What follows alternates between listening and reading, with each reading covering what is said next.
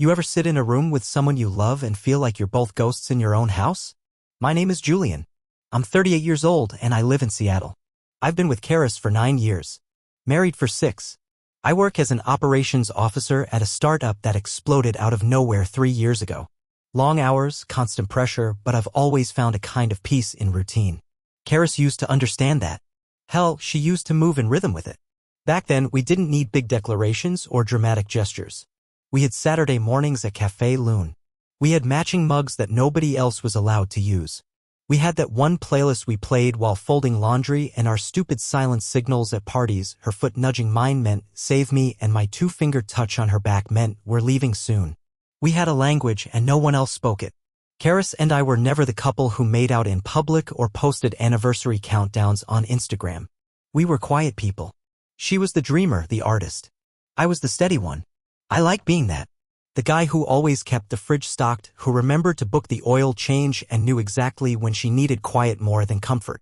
And she used to smile at me like that meant something. Yeah? Now she doesn't even look up when I walk in the door.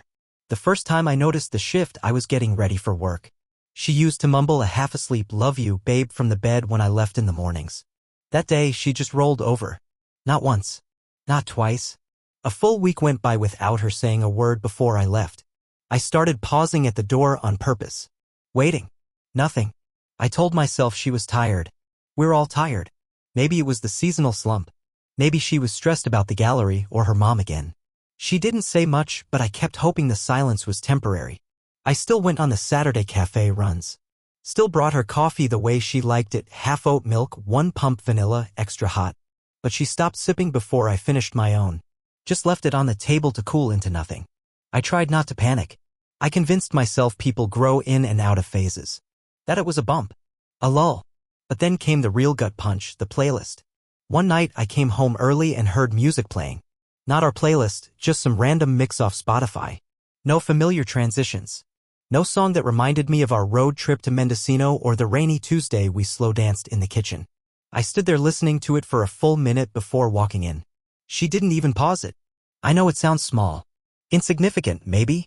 But if you've ever built a relationship out of small things, you know exactly how loud their absence can be.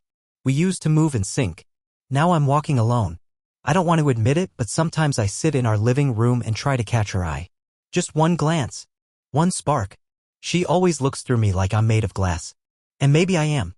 Because when you're the quiet one, the consistent one, the last to yell, the last to walk away, people forget how much you feel. They think silence means peace. Sometimes silence means you've already been left. That Thursday felt off from the moment I woke up. Karis hadn't come to bed until after 2. I knew because I was still awake. She'd tiptoed in like I was asleep, but I'd caught the faint scent of that new perfume she claimed was just a sample. Something citrusy and expensive. I said nothing. Just turned my face toward the wall and waited for sleep to finally take me. The next morning she left without a word. I stared at the door after it clicked shut. Then I grabbed my keys and texted my manager that I'd be working remotely for the afternoon. I don't know what got into me, maybe some last-ditch impulse, but I ended up driving 20 minutes out of my way to her favorite sushi place. The one near Green Lake. I remembered her order perfectly. The tamago she always claimed reminded her of Japan, salmon nigiri, and the cucumber avocado roll with extra wasabi on the side. She used to say wasabi cleared her thoughts. I didn't know if that was true, but I liked that she believed it. I set the bag down on the kitchen counter around 3:15. She walked in maybe 10 minutes later, phone in hand, scrolling like she was trying to win a prize. I thought you had a long day, I said. Lightly. Carefully. She glanced at the bag. Oh. Sushi. From Ichikawa, I said. Your favorite. She hummed, barely looking up. She slid past me without breaking stride, her thumb still dancing over the screen. I stood there waiting for a smile, a thank you, a little warmth. It didn't come. She ate at the table while texting. I sat across from her, eating in silence, pretending to scroll too, but really I just watched her. She never looked up. Not once. The room was filled with the sound of soft chewing and the occasional ping of incoming messages. After dinner, I cleaned up. She vanished into the bedroom with her phone and that distant look she'd been wearing for weeks. Around 11, I slid into bed beside her. She was on her side, scrolling. I reached out slowly. My hand grazed her waist. She flinched. Not dramatically. Not like I'd hurt her. But just enough to make me freeze. Just enough to make it clear I wasn't welcome. Sorry, she muttered, not turning around. I lay there for a long time, staring at the ceiling, my arm pulled back like I'd touched a hot stove. She turned off her phone at some point, rolled further away, fell asleep. I didn't. I listened to her breathe and felt the space between us grow wider with every passing minute. I thought about the sushi, the perfume, the flinch. That's when it happened, when something inside me dimmed. Not out of anger, not even sadness, just quiet acceptance. The last flicker of hope burned out beside her, unnoticed. The next few weeks felt like I was living in a room that was slowly growing colder. The silence between us wasn't just a pause anymore.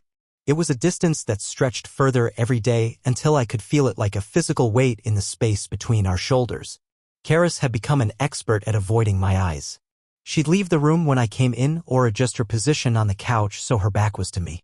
She wasn't being overtly rude. She wasn't outright hostile. But there was no warmth, no spark, just the hum of a quiet routine where I did everything and she barely participated. I carried the weight of our shared life. The errands, the cleaning, the organizing, even the small talk. What did you do today? Did you get that email? I'd fill the space, my voice becoming more like a hollow echo bouncing off her indifference. I remember the night it finally hit me, everything had changed and I had no clue how we'd gotten here. It was a Tuesday and we were sitting on the couch, a random movie playing that neither of us was really watching. I'd finished a long day of meetings and she'd come home from a client dinner, still in that same crisp white blouse she'd worn for the past few days. She barely acknowledged me when she sat down. No kiss, no "how was your day?" Just a sigh. A long, heavy one that spoke more than words ever could. She sunk into the couch, her phone still in her hand. I couldn't even remember the last time we'd talked without some kind of distraction in the way. Karis, I said, my voice quieter than I'd meant it to be. I miss us. Her fingers paused on the screen and I watched her mouth tighten. She didn't look at me. Her eyes stayed on the phone, scanning. A moment of silence passed. She finally put the phone down, but it didn't feel like she was choosing me. It felt like she was giving me the bare minimum. You've been needy lately, she said, her tone flat. It's not that big of a deal. I blinked, processing the words. Needy? Me? I felt the sting before I even realized it. This wasn't about me needing more affection. It wasn't about my expectations or desires. It was about the fact that I had somehow silently been reduced to this. Someone who needed. Someone who was an inconvenience. I swallowed hard, but I didn't argue. There was no point in arguing. I could see it in her face. This wasn't something she was going to engage with. This wasn't a conversation we could have anymore. I sat there, quiet, taking in the weight of it. Her words were simple, but they cut deeper than anything else could have. The realization that what I had, wasn't enough to make her care anymore. I see, I said, my voice barely above a whisper. She shrugged. I'm tired, Julian. I just need some space. And there it was. The unspoken truth. She didn't want me to need her. She didn't want to meet me halfway. She didn't want to fight for this, even if I was still standing here, holding on to what was left. I got up from the couch. I didn't have a plan. I didn't have anything to say that could fix this.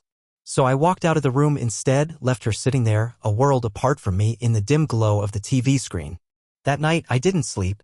The realization was settling in quietly like a storm gathering strength. Karis had already checked out. And in some small, quiet way, I had too. I just hadn't realized it until now. Days passed and the quiet that had settled between us began to feel permanent. I kept up with everything, making coffee in the mornings, managing our house, doing the laundry, the dishes. Everything was fine on the surface. It was like I was living in a house I no longer recognized, playing a part that no longer fit. I stopped expecting anything from her. The small requests for attention, for connection, they fell away. What was the point? I knew it wouldn't matter. Karis was there physically, but she wasn't really there. She wasn't present in the way she used to be. It was like I was sharing a space with a stranger, a roommate I'd never signed up for. I couldn't even pinpoint when it happened, when we went from sharing moments to simply coexisting. But I started tracking it. The times she'd go out in the evenings claiming it was work or meeting friends I didn't know. I'd see receipts for things I didn't remember buying, new clothes, a hotel stay she'd mentioned in passing but never fully explained. It wasn't the first time I'd noticed her lack of transparency, but now it felt different. It wasn't just little things. It was the growing distance, the kind of quiet that only comes when secrets start to pile up between people who used to have no walls. The odd thing was, I wasn't even angry yet. I wasn't furious. I was just observing. Like I was becoming an outsider in my own life. One night, I stood in the kitchen, mindlessly stirring a pot of soup for dinner. The house was still, too still. Karis was in the living room, her back to me as usual, eyes glued to her phone. She hadn't said a word all evening. I wasn't sure if I'd even be able to tell if something was wrong with her anymore. She was just so quiet. I leaned against the counter watching her, trying to figure out when we'd crossed over into the strange phase where we were in the same house but couldn't reach each other. My phone buzzed on the counter, breaking my train of thought. A message from a friend, a simple check-in. The notification felt like a lifeline. It had been a while since anyone outside our home had asked how I was doing. I replied quickly, then looked up at Karis. Still nothing.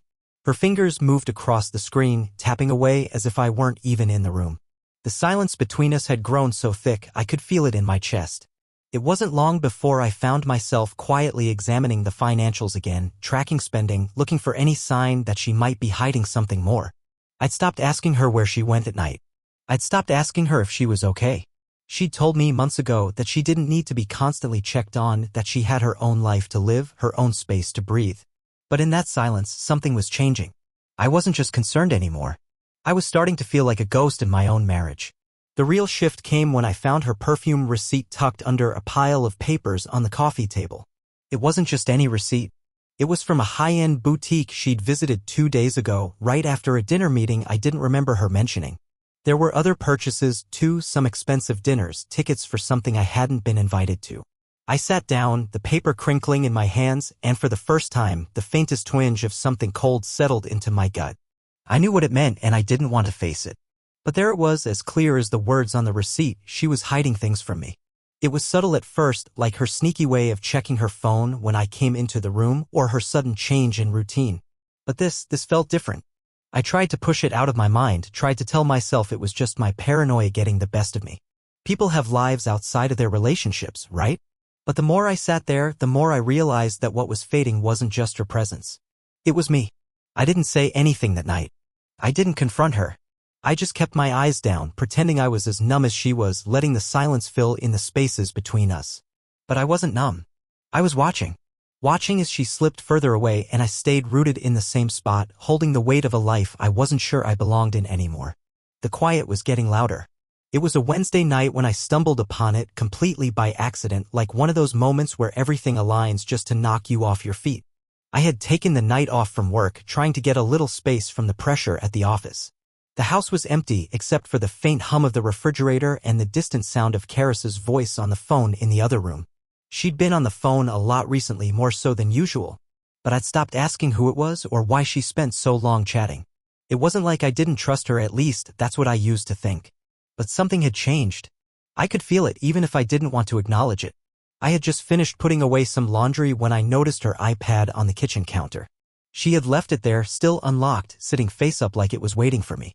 It was a small thing, but I couldn't ignore the pang of curiosity that shot through me. I didn't think I'd be able to sleep until I checked it. I didn't even know what I was looking for, but I couldn't seem to stop myself from swiping the screen and glancing at the notifications that popped up. At first, it was all work emails and a couple of messages from friends I didn't recognize. Then, buried underneath a few random apps, I saw the name Brett pop up in the text messages. My heart stopped. I didn't know who Brett was. Karis hadn't mentioned anyone by that name, and that gut feeling that had been gnawing at me for weeks suddenly became something much worse, something sharp.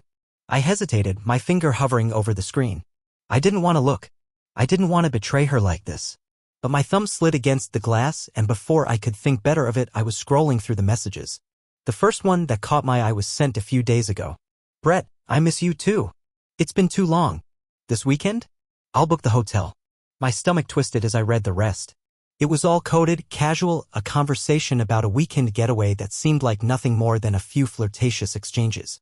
I scrolled back through the entire thread, my pulse racing. There were more messages, ones that made my skin feel hot with embarrassment and others that made me freeze with disbelief. There was a kind of intimacy between them that I hadn't seen between Karis and me in months. Brett, I can't stop thinking about last time. You're incredible. Karis, you're the only one who really gets me, Brett. You know that, right? Brett, of course. I know. We'll have the whole weekend to ourselves. We deserve it. Karis, I can't wait. Let's make it unforgettable. The words blurred together, and I had to blink a few times before the text on the screen made sense. But there it was. A full conversation I had no place in. She had been seeing someone else. Brett wasn't just some friend. He was something else, something secret and serious. I sat there, frozen in place, the iPad trembling slightly in my hands. I couldn't breathe. The silence that had been hanging over our house for so long suddenly became deafening, a ringing in my ears that drowned everything else out. I had always thought something was off. I had tried to ignore it, but now it was all laid out in front of me, stark and undeniable. A weekend getaway. A hotel booking. It wasn't just an affair of the body, it was an affair of the heart. She had been hiding it from me. Hiding him. I felt like I was floating, like I wasn't even in my own body anymore. The cold realization hit me all at once, and I couldn't quite wrap my head around it.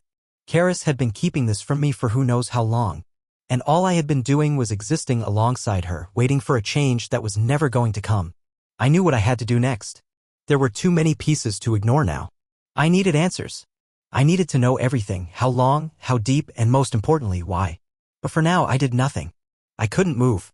I just sat there, holding the iPad in my lap, replaying their words in my mind over and over, as if hoping that I had misunderstood, that it wasn't what it seemed. But I knew. And Karis? She'd never know what hit her. The idea came to me slowly, almost like a seed planted in the back of my mind that I kept ignoring. But once it took root, I couldn't shake it. The more I thought about it, the more it made sense. If Karis was going to play her part, then so was I. If she could hide this from me, then I could expose it with a precision that would leave no room for doubt. I had everything I needed. The texts. The receipts. And I had Brett's name now, more than enough to trace him. I wasn't going to confront her in some messy, tear-filled argument. No. I was going to expose her betrayal, and I was going to do it on my terms. I called Mira. I didn't need to explain much. She already knew the details. She was Brett's wife. She had been living through this, just like I had, though I was only beginning to see the full scope of it. I've got the evidence, I told her when she answered the phone, her voice hoarse like she'd been crying for hours. Are you sure? Julian, this is huge. Do you really want to? I don't think I have a choice, I said quietly. I need to confront her. But I need you there. I need you to help me make sure it's undeniable. I won't let her spin this. Not after everything she's done. Mira was silent for a long moment before answering, her voice hard but with an edge of weariness that told me she understood the gravity of what was about to happen. All right, we'll do it together. That was the plan. I would pretend to be away on a business trip. Karis would think nothing of it. Mira would claim to visit her sister for the weekend. And then, at the perfect moment, we would meet outside the boutique hotel where Brett and Karis had planned their weekend getaway. It felt surreal, planning a confrontation like this. I wasn't angry yet, not like I thought I would be. But a quiet determination had taken hold of me. What Karis had done wasn't just a betrayal of our relationship, it was a betrayal of everything we'd built together. And it was time to tear it down, piece by piece, so there was no more hiding. The day of the confrontation arrived and I didn't feel nervous. Not anymore. I dressed casually, kept my face blank, and drove to the hotel with Mira. She had her own quiet resolve about her. This wasn't just about her husband's affair anymore, this was about confronting the lie they had both been living. We parked a block away from the entrance, just out of sight. It's almost time, Mira whispered, glancing at her phone. I nodded. This was it. The moment we'd been planning for. We waited for what felt like an eternity, though it was only minutes before Karis and Brett walked out of the hotel lobby, her head tucked into his shoulder like she didn't have a care in the world. They laughed about something light, casual, and Karis looked so normal with him. So comfortable, like she had never once questioned the life we shared. I felt a sharp pang in my chest, but I ignored it. This was my moment. Mira and I moved quickly, silently. We found a way into the hotel through an adjoining door, one that wasn't locked. A few minutes later, we were in the room next door to theirs. I'd arranged everything so we could catch them unawares, no room for deniability. We waited. I could hear them through the walls, the sound of their voices muffled. Then a soft knock at the door. I took a deep breath and nodded at Mira. The door swung open. There they were. Karis froze as soon as she saw me. Her eyes widened. Brett stammered, not knowing what to say as he tried to back away from her. I stepped forward, keeping my voice even, almost detached. I hope it was worth it. Karis's mouth opened, but no words came out. Brett's face turned crimson, his eyes darting between the two of us. I kept my gaze locked on Karis, refusing to let her look away. I can explain, Karis stammered, her voice trembling. This isn't what you think. Julian, please? No, I interrupted. My tone was steady, unflinching. I don't need an explanation. You don't get to explain this away. You made your choice, and now you'll live with the consequences. Brett took a step toward me, his hands raised like he thought he could placate me. Man, listen, it's not like that. It's exactly like that, I cut in. You knew she was married. And I looked at Karis again. You knew what you were doing. You didn't care. I turned to leave, but Mira spoke up from behind me. I'm not done yet, she said softly, but there was a quiet authority in her voice. I stayed silent as she stepped forward, her eyes locking onto Brett with a quiet fury. You're not the only one in this mess, Brett. My husband has been dealing with your lies just as much as Julian has. And for what? You think this is over? No. It's just beginning. She walked out of the room then, leaving them to stew in the truth they had tried so hard to keep buried. As I reached the door, I glanced back one last time. Karis stood there, silent, her head hanging low. But there was no more room for her excuses. No more room for the silent games she'd played. I stepped out of the room and I didn't look back. I had already moved on. And this time it was for good. The following morning, Karis returned home before I did. I don't know how long she had been standing in the doorway when I walked in, but there she was, standing there like she was waiting for me to come back from some distant place. I didn't say anything at first. I couldn't. The silence between us had become unbearable, but I wasn't ready to let her break it. I had already made up my mind. I had already known what needed to happen. I didn't need her explanations. I didn't need any more why or what if or we can fix this. There was nothing left to fix. What had been broken was too deep. She opened her mouth, but no sound came out. She shifted her weight, trying to find the right words, the right angle to apologize.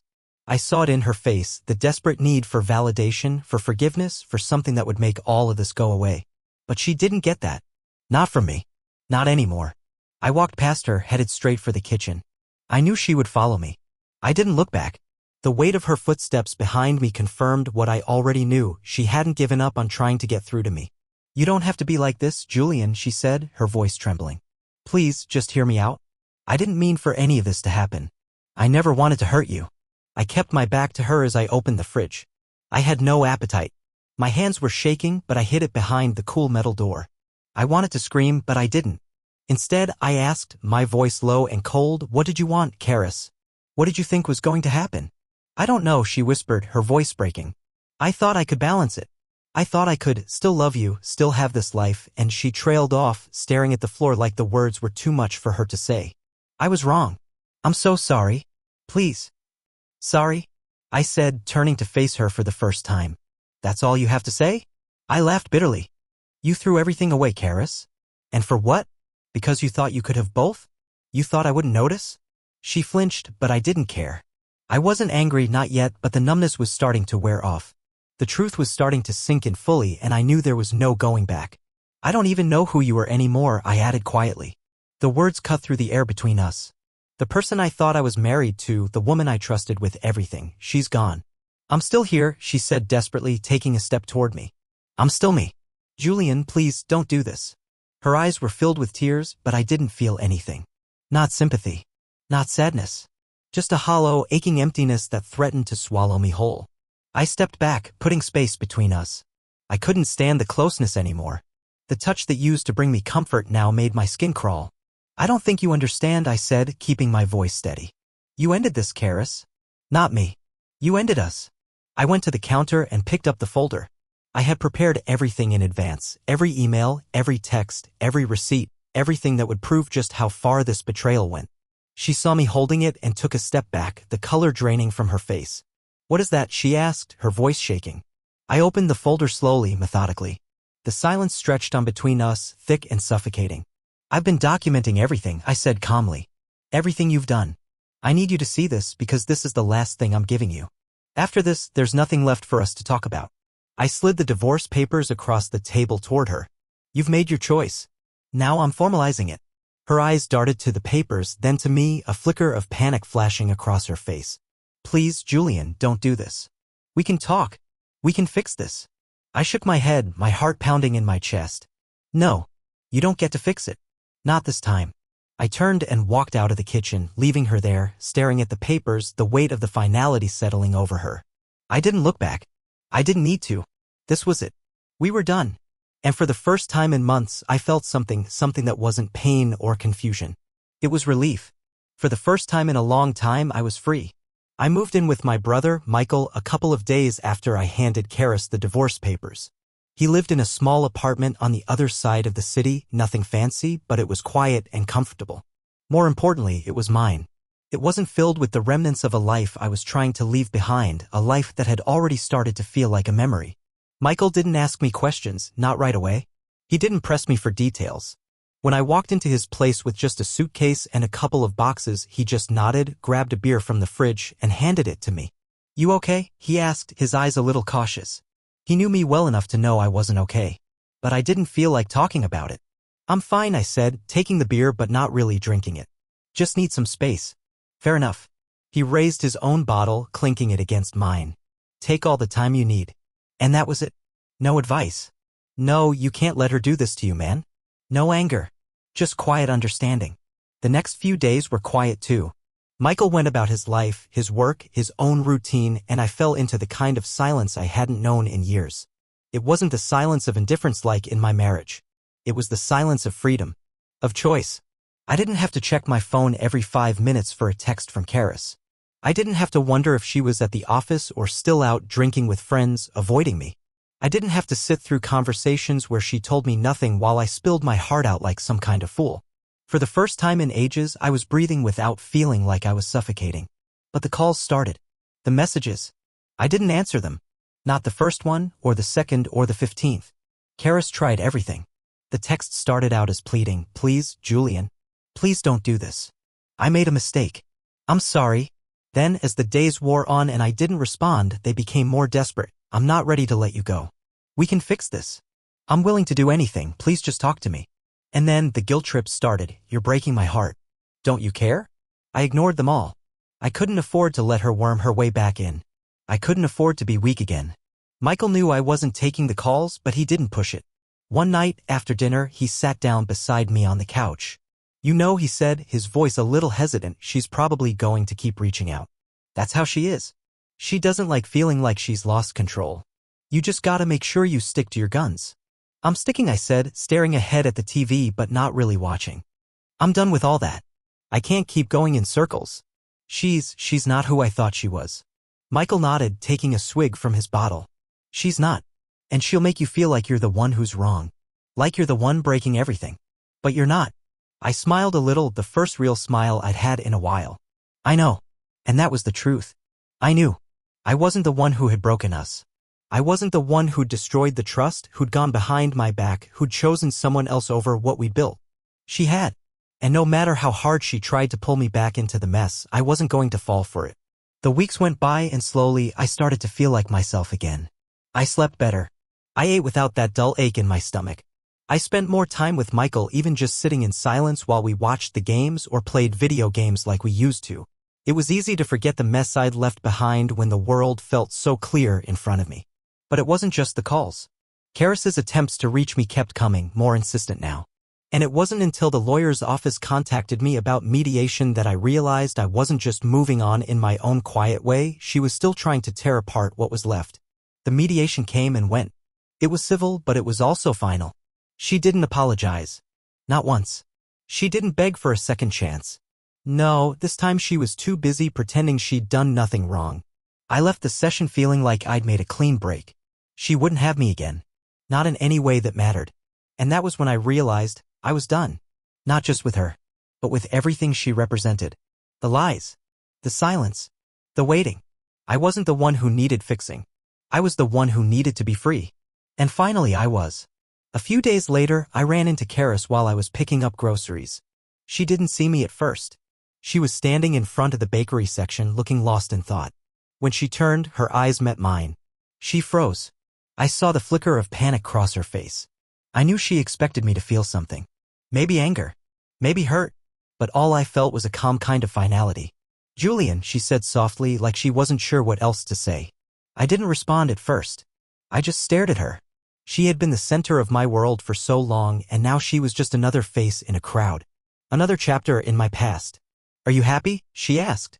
It was almost a plea, but I didn't read it that way anymore. I nodded slowly, my voice clear and steady. "Yeah, I am." She looked down, the brief flicker of emotion fading from her face. I waited, but she didn't say anything else. She turned, walking away slowly. And I let her go. For the first time in a long time, I let her walk out of my life without looking back. It had been months since I'd last seen Karis. The divorce was finalized, the settlement done, and everything that had been between us was reduced to a few signed papers and an empty house I'd once called home. I had begun to accept that life without her was not only possible but peaceful. She no longer had any claim over my time, my thoughts, or my space. I was free, and for the first time in a long while, I was beginning to feel it. I was standing in line at the pharmacy, mindlessly flipping through a magazine when I heard the familiar, faint sound of someone calling my name. I froze, the hairs on the back of my neck rising. I didn't need to look up to know who it was. Julian. I turned slowly, as if the moment had been frozen in time. There she was. Karis. She looked different. Haggard. Worn down. There were dark circles under her eyes, and her clothes, though still nice, looked like they'd been thrown on in a rush. Her one certain posture was now slumped, like she was carrying the weight of something heavy. For a second, neither of us spoke.